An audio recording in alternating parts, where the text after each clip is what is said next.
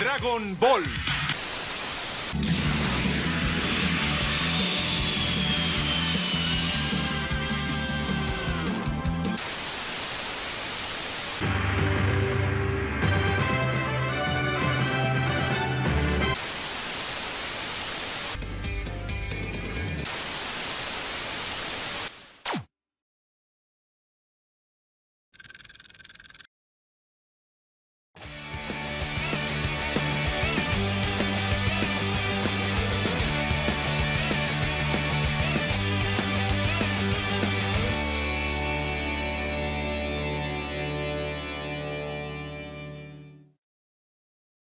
Parece como si hubiera sido ayer cuando apenas salía Dragon Ball Z. La resurrección de Freezer, la secuela de la batalla de los dioses.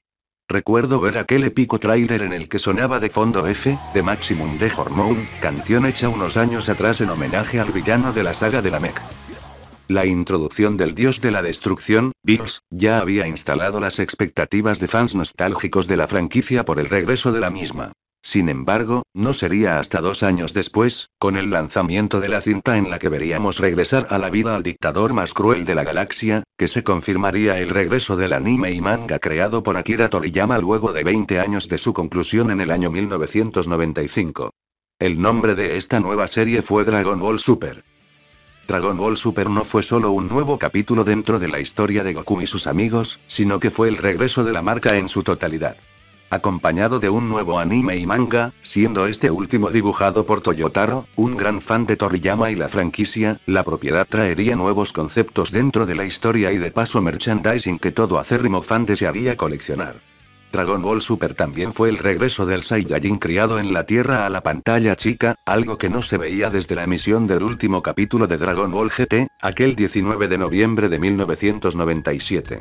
Esto traería la alegría de muchísimos seguidores de la serie, y el descontento de cierto sector del fandom. Super trajo consigo muchos momentos memorables tanto dentro del mundo ficticio de la serie como fuera del mismo. Hubo muchos capítulos durante la emisión de la nueva entrega de Dragon Ball que sacaron el peor lado de la nostalgia, ya sea en su primera transmisión en Japón, o en su llegada a Latinoamérica. Sin embargo, momentos positivos sí los hubo, sobre todo aquellos que rompieron el internet y demostraron que el universo creado por Akira Toriyama en el año 1984 seguía más vivo que nunca. En este vídeo voy a hablar de todos esos momentos, así que consíganse unos pochoclos, una coca, pónganse cómodos y recordemos juntos los momentos más polémicos y épicos de Dragon Ball Super.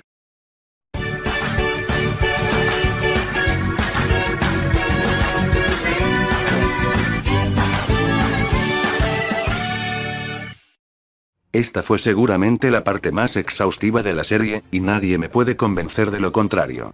Adaptar las películas que impulsaron el regreso de la obra de Toriyama a anime fue una movida riesgosa, pésima si hablo desde mi más sincera opinión. Si bien es cierto que la batalla de los dioses fue la responsable de introducir gran parte de los conceptos que se desarrollarían durante los próximos capítulos de Super, la idea de adaptar dicha historia a anime y a manga carece de todo tipo de sentido.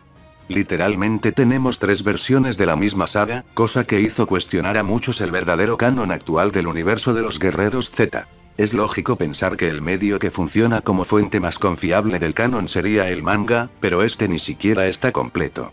Para empezar, la versión en papel de la llegada de Bills y Whis es literalmente un speedrun del film lanzado el 30 de marzo de 2013. Luego, la resurrección de Freezer ni siquiera se adaptó para el manga oficial dibujado por Toyotaro.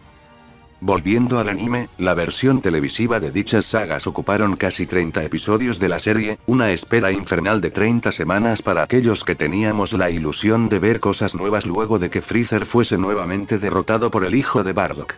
Aunque estas nuevas versiones trajeron consigo ligeros cambios, estos nunca fueron suficiente para reavivar el hype generado desde el anuncio de la intercuela oficial del manga.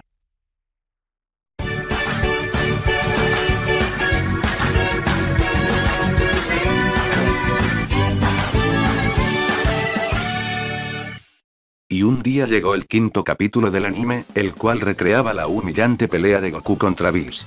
Esta vez el problema no fue pasar otra vez por este encuentro entre el dios de la destrucción y el Saiyajin criado en la Tierra en el planeta de Kaiosama. No, el problema radicaba nada más y nada menos que en la mal llamada animación. Así es, el término animación no es el adecuado para marcar las deformidades en frames clave de la secuencia de la batalla. La animación vendría a ser el movimiento de los personajes, el cual era fluido si nos ponemos técnicos. El mejor término para referirnos a este error podría decirse que es dibujo, ya que el problema está en los cuadros clave o más importantes, y no en el movimiento de los monos. Este capítulo sería el disparador de muchos para poner a Super en la cuerda floja. Ahora los espectadores le prestaban mucha atención a cada escena, cuadro por cuadro, y rezaban por no volver a encontrar reliquias parecidas a esta. Más allá del descontento de muchos de los seguidores de la obra de Toriyama, surgieron hilarantes memes que hacían referencia al anecdótico capítulo. Las burlas llegaban a un extremo absurdo, había quienes comparaban un frame del que era por ese entonces un nuevo capítulo, con el frame de alguna película de Dragon Ball Z en los 90s, comparación que, si me preguntan, era ridícula, ya que las películas siempre tienen más atención al detalle en cuanto a producción, y cuentan con más presupuesto que un episodio semanal de una serie. Es más, tiempo después surgirían cuadros extraídos de capítulos de la etapa Z donde los personajes no se veían para nada favorecidos, dejando bien en claro que estos problemas siempre estuvieron presentes, hasta en la etapa dorada de la saga. Esta constante comparativa entre Z y Super terminaría por mutar en un chistoso meme que solo hacía quedar a los fans más exquisitos como desconocedores totales de la serie de su infancia. Por suerte, más adelante, con la salida de los Blu-rays de la serie, se corregirían este tipo de deficiencias, aunque el daño ya estaba hecho.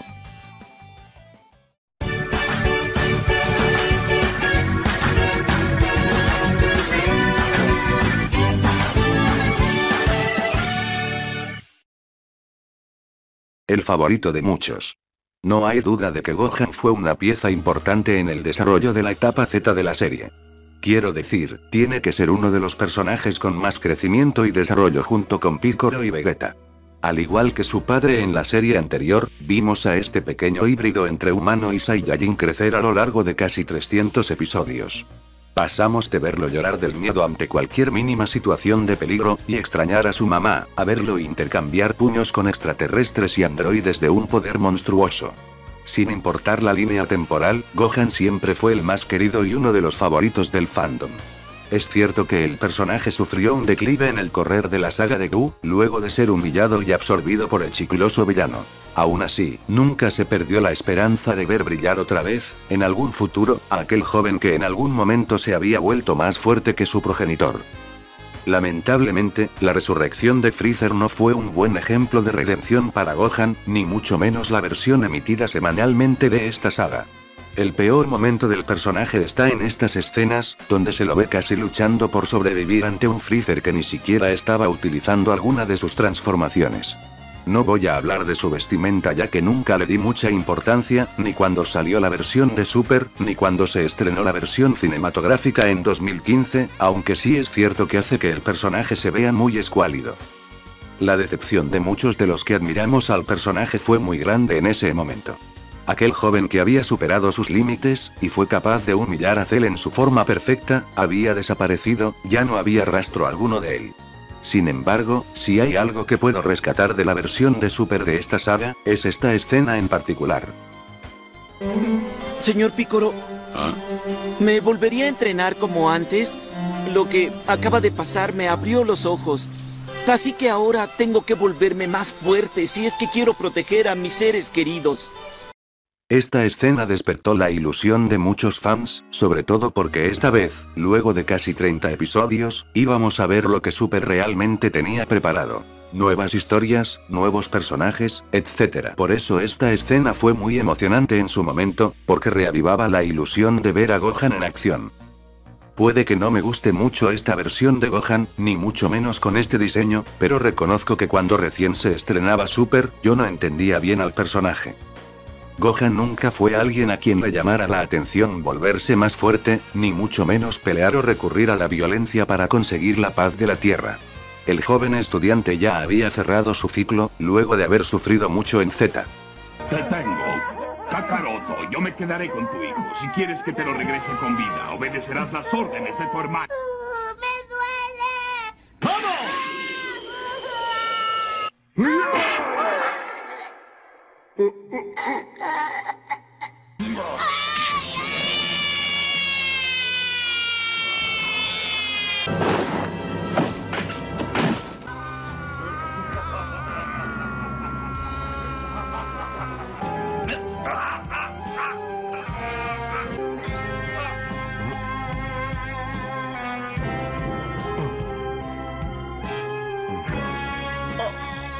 Definitivamente se merecía su final feliz en Super, donde pudo formar una linda familia, y continuar sus estudios, cosa que tristemente su versión del futuro alternativo de Trunks no pudo. De todas formas, me encanta que el primer hijo de Goku haya llegado a la conclusión de que necesita volver a entrenar para combatir posibles nuevas amenazas, y así proteger, no solo a la Tierra, sino también a su esposa, Videl, y a su recién nacida hija, Pan, pero todavía nos quedaban unos cuantos capítulos en el camino para volver a ver al híbrido humano y Saiyajin regresar al ring, y despertar su instinto de guerrero.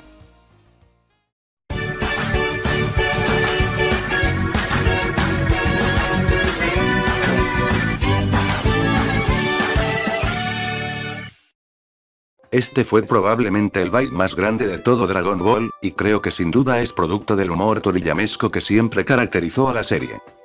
Aunque no lo parezca hoy en día, la saga de Champa, o del torneo del universo 6, fue uno de los hitos más grandes y esperados de la franquicia en su momento. Finalmente, luego de 30 episodios de refrito, teníamos una nueva saga, donde veríamos a Goku y Vegeta combatir contra guerreros de un universo paralelo, con algunas caras totalmente nuevas, y otras bastante familiares. En fin, luego de la derrota de Freezer, Champa, conocido como el dios de la destrucción del universo 6, se aparece en el planeta de su hermano, Bills, para retarlo a un torneo en el que se disputaría cuál de los dos universos era el más fuerte. La apuesta es la siguiente. Si el universo 7 gana, este puede hacerse con las super esferas del dragón, esferas como las que conocemos pero con el tamaño de un planeta. Pero si gana el universo 6, este se quedaría con el planeta Tierra del universo de Bills, ya que en el universo 6 este había desaparecido. La cosa es que Bills reúne a un grupo de guerreros conformado por Goku, Vegeta, Piccolo, Mr. U, y un tal Monaka. Este último es quien Bills pintaba como el único guerrero que fue capaz de vencerlo. Lo polémico de este guerrero en su momento fue su diseño, el cual no era nada esencial. A pesar del disgusto de algunos lectores del manga, otra parte entendió esto como una simple regla que Toriyama siempre aplicaba para diseñar a personajes fuertes, les daba un aspecto poco intimidante para ser subestimado en un principio, y luego dar alguna sorpresa. Esto sumado a que no le gustaban los diseños tan complejos.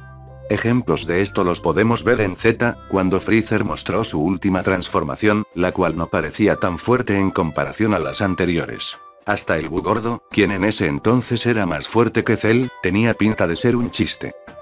Si no me falla la memoria, cuando esta saga estaba en emisión, había canales de Dragon Ball que teorizaban sobre cuál podía ser el nivel de poder de este curioso personaje.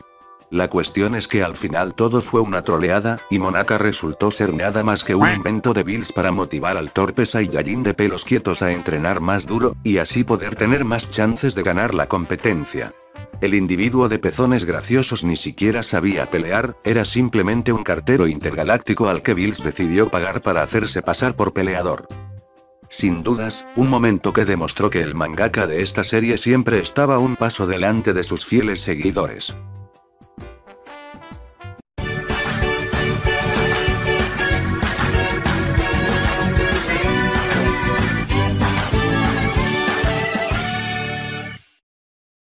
Luego de 23 años del final de la saga de Cell, donde vimos a un victorioso Trunks del futuro vencer a las malvadas contrapartes de los androides 17 y 18, logrando así vengar la muerte de su amigo y maestro Gohan, y donde también pudimos presenciar la necesaria destrucción de un Cell totalmente inútil en su primera forma, los fans del personaje obtuvimos lo que tanto esperábamos en una nueva saga de Dragon Ball: el regreso del joven de la espada. No obstante, este regreso fue un poco sorpresivo, no solo por la aparición del personaje en sí, sino también por su apariencia. El hijo de Vegeta y Bulma, que un día llegó de un tiempo distante para advertirle a Goku sobre un virus del corazón que acabaría con su vida, y el peligroso porvenir de la Tierra con su ausencia, generó una controversia con su nuevo aspecto. El misterioso joven responsable de partir en dos al emperador del universo, ahora lucía una cabellera azul y un poco más alborotada, y una figura más delgada en comparación a su versión en Z. Lo polémico del diseño fue más que nada su color de pelo. Sí, en esta versión Trunks tiene el mismo color de pelo que su madre, la inventora del radar del dragón, canónicamente siempre fue así en el manga.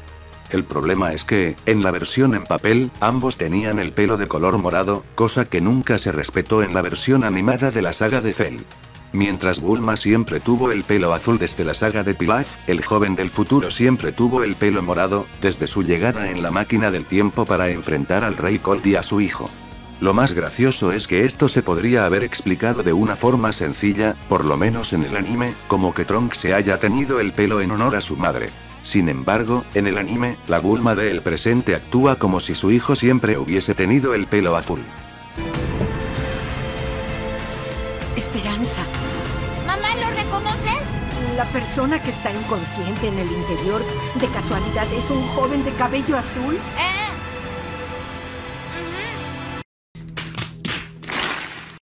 Ni siquiera el Trunks del presente tiene el pelo de ese color. Otra cosa que sacó mucho a los fans en su momento, como mencioné anteriormente, fue la delgada figura del joven híbrido, aunque de esto no voy a hablar mucho, ya que tiene sentido de alguna forma, puede tratarse de un cambio físico que sufrió por falta de provisiones durante sus días en el futuro apocalíptico, producto de Zamasu y Black. Todavía recuerdo las comparativas entre esta versión del personaje con el papucho que aparecía en La Galaxia Corre Peligro, aunque esta versión pertenece a una película que ni siquiera es canon.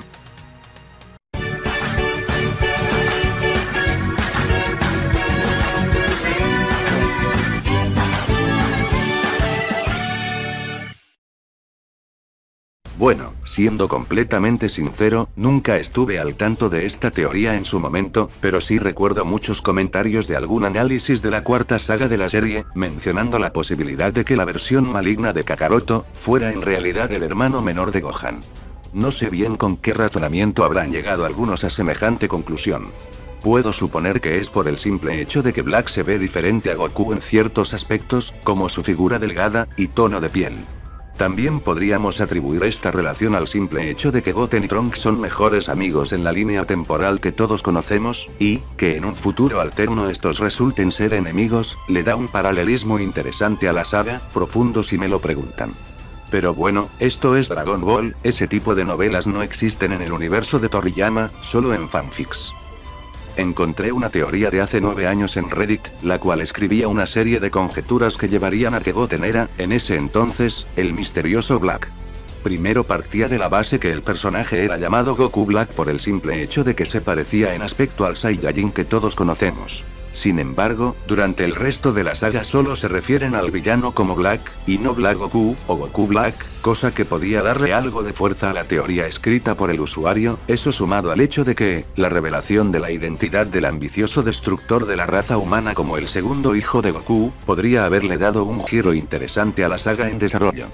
Otros argumentos presentados por el usuario sugerían un arte promocional en donde se los ve a Goku y Vegeta encima de Black y Trunks como si fuera un paralelismo de padres e hijos.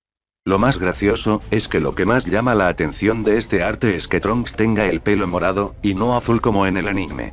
También, la curiosa aparición de Goten junto al Trunks del presente y la pandilla de Pilaf en esta pantalla final de esta versión del opening, podía ser una posible pista, es decir, de ahí, los únicos que podrían importar son Trunks y Mai, ya que sus versiones del futuro tienen relevancia en esta saga, así que ¿por qué incluir a Goten? Por algo debe ser. Otro de los argumentos involucraba la posibilidad de que Goten sí haya nacido en aquel oscuro futuro donde Gohan murió en manos de los androides 17 y 18, antes de que Goku muriera por aquella enfermedad del corazón, y la aparición del hijo más pequeño de Kakaroto podría ser otra de las tantas incoherencias de Toriyama a la hora de escribir sus sagas. Sin más que añadir, ya sabemos cuál fue la verdad, y una vez más, nada de lo que se podía suponer, fue cierto.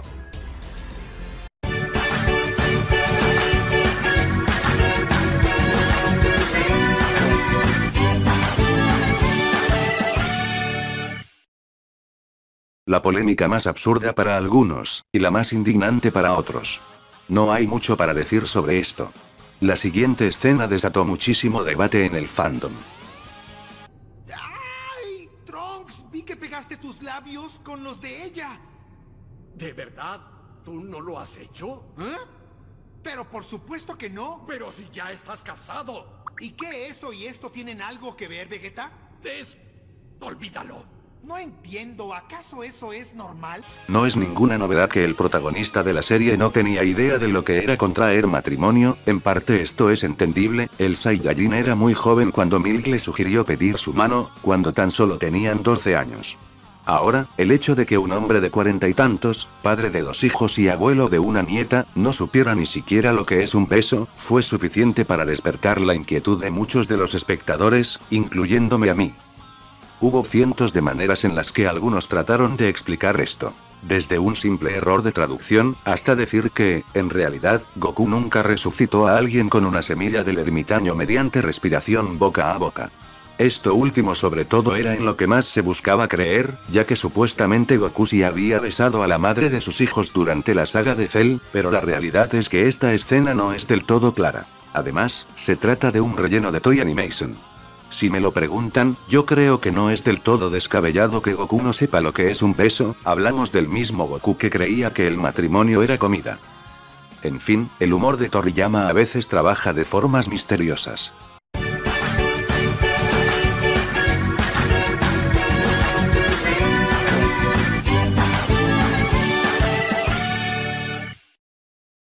Acá ya estamos en una zona más empantanada de episodios desafortunados y vergonzosos del fandom de Dragon Ball. Quiero aclarar que cuando hablo del fandom, solo me refiero al sector más extremista y desquiciado, no de la comunidad en general, porque sé que hay gente talentosa y respetuosa que entiende que fue lo que estuvo mal en esta situación. Allá por el año 2017, luego de 2 años de su estreno en Japón, finalmente llegaba a Latinoamérica la 4ª serie de Dragon Ball. Un hecho muy importante para los seguidores de habla hispana de la franquicia, puesto a que la serie no solo volvería a la televisión por el canal Cartoon Network, señal por la que era costumbre ver a sus antecesoras, sino que también volveríamos a escuchar a Mario Castañeda, René García, Laura Torres, entre otras grandes leyendas del doblaje, retomar a los icónicos personajes que les dieron su merecido reconocimiento. Sucede que días antes del estreno, ya se venía anticipando por redes sociales, sobre todo por Facebook, la llegada de Super por el canal de los Cartoons. En un vivo de la plataforma azul, se hizo una cuenta regresiva a modo de Genkidama. Esta cuenta regresiva concluyó con la versión adaptada al español del primer opening. Este mismo desató muchísimas críticas negativas, y hasta hirientes. Las críticas mayormente iban dirigidas a la letra adaptada al español. Muchos compararon el vuela, pega y esquiva con el luz, fuego, destrucción del opening de Z en España, el cual siempre fue objeto de burla de los seguidores latinoamericanos del manga y el anime. También hubo cierta parte del fandom más nostálgico que quería a los cantantes de los openings clásicos haciendo las versiones oficiales. Todavía me acuerdo de lo mucho que insistían con Adrián Barba, a quien respeto mucho, ya que me encantan el Opening 2 de Z, El Poder Nuestro Es, y el Ending 2, Ángeles Fuimos. Aún así, creo que había que darle la oportunidad a nuevas voces, y dejar de vivir en el pasado. El hate hacia el nuevo opening llegó a niveles extremos, hasta el punto en el que su cantante tuvo que cerrar sus redes, debido al constante acoso que recibía.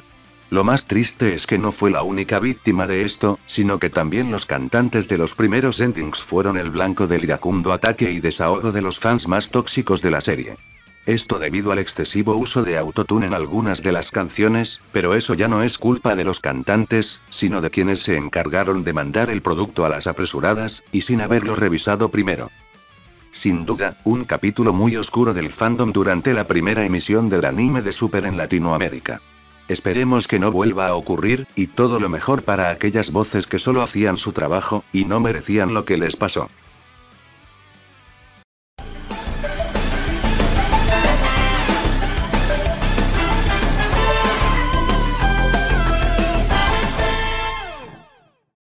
A continuación tenemos el momento que nos recordó lo estratosféricamente fuerte que es la pasión por Dragon Ball en muchos países fuera de Japón. Un momento que sin dudas dio a entender que si el internet hubiera sido lo que es hoy en los 90s, la primera transformación del Super Saiyajin hubiera provocado un impacto más o menos parecido, o hasta más grande me atrevería a decir.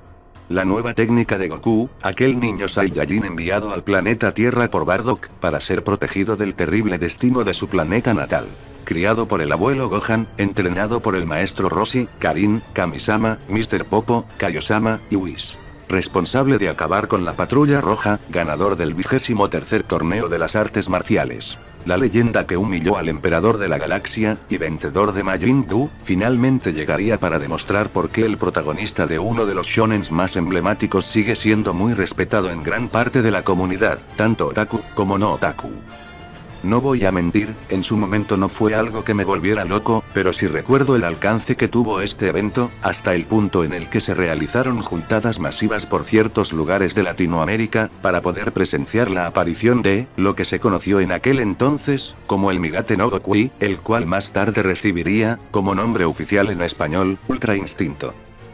El Ultra Instinto, un estado que permitía que el usuario moviera su cuerpo de manera inconsciente para esquivar y contraatacar a todo contrincante que intentara meterse con el usuario, algo así como un modo automático en el que el cuerpo y la mente son uno solo. Repito, en su momento no fue algo que me atrapara, o me llamara mucho la atención, pero esto fue más que nada por su diseño. Sin embargo, cuando volví a ver Dragon Ball Super en español latino, pude entender por qué, conceptualmente, esta técnica estaba rotísima. Ninguna nueva transformación de las vistas, anterior o posteriormente a esta, consiguió tener este monstruoso hype de los fans. ¿Quién sabe por qué? Probablemente fue el contexto en el que esta técnica apareció. Un torneo multiversal en el que la victoria y la derrota de miles de guerreros decidía el destino de sus respectivos universos. Una saga en donde hasta el villano más cruel de la franquicia jugaría, entre comillas, en el bando de los buenos. Una competencia que contaba con un contrincante que, pese a su diseño tan sencillo, representaba una gran barrera difícil de cruzar. El Ultra Instinto no es de mis estados o formas favoritas de Goku en términos de diseño, tengo que admitirlo. Aún así, el nivel de epicidad que representó esta, siempre será recordada y utilizada como ejemplo para comparar con momentos épicos de otros animes de esta generación.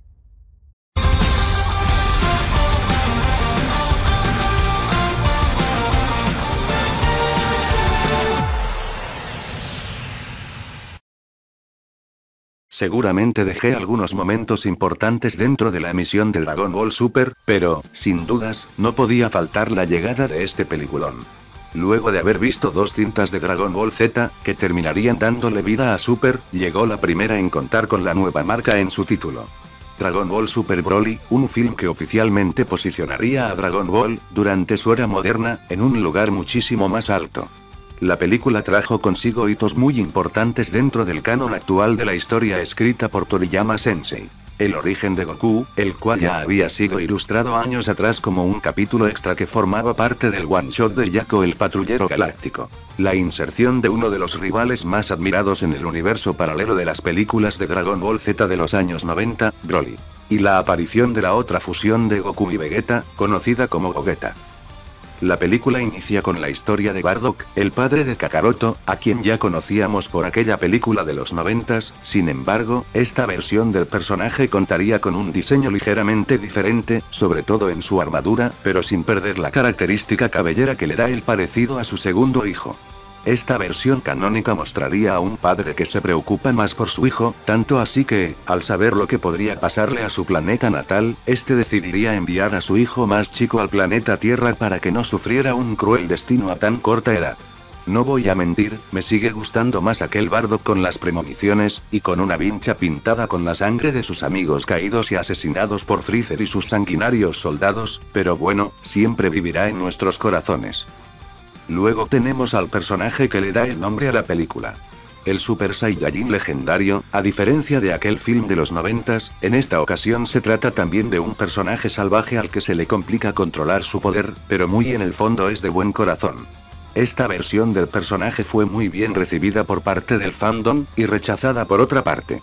Surgieron muchas razones para adorar o odiar a este nuevo Broly, por ejemplo, de un lado decían que no era tan fuerte y sanguinario como el de Toei Animation, mientras que del otro afirmaban que, la bestia indomable de Z, tenía el motivo más estúpido para volverse villano: no poder dormir por los llantos de Kakaroto, cuando estos dos eran bebés. En mi opinión, me gusta el Broly canon en cuanto a personalidad e historia de origen, pero el diseño del Broly Z sigue siendo mi favorito. Por último tenemos la llegada de Gogeta, la cual fue sin duda, la cereza del pastel.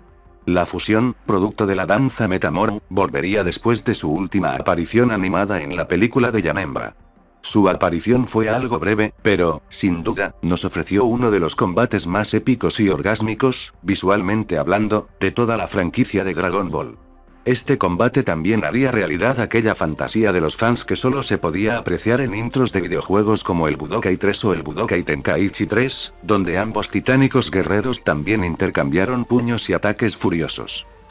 Además de estos tres eventos importantes, la película contó con un estilo de dibujo diferente al que estábamos acostumbrados, tanto con las dos películas anteriores, como el anime que recién terminaba de emitirse en ese entonces. Esto le dio a Super la redención que necesitaba en cuanto a lo visual y argumentativo, demostrando que con más tiempo y dedicación podía ser un producto muchísimo mejor. Miren a ese Goku, yo cuando lo vi pensé que se veía más Goku de lo que se vio en los 131 capítulos del anime emitido entre 2015 y 2018. Muchos adoraron este estilo de dibujo, del cual fue responsable Naohiro Shintani, tanto así que la ilusión de verlo otra vez en una posible continuación del anime es muy grande, hasta el día de hoy.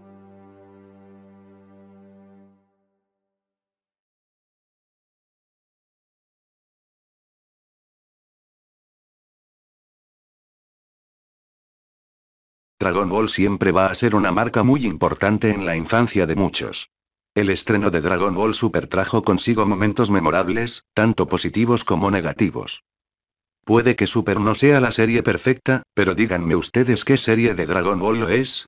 Todas han pecado alguna vez de los mismos errores de continuidad, chistes algo sonsos o infantiles, algún que otro frame bien cursed, errores en su doblaje, y hasta openings o endings cuyo audio al español latino no se entendía muy bien, o era de muy mala calidad.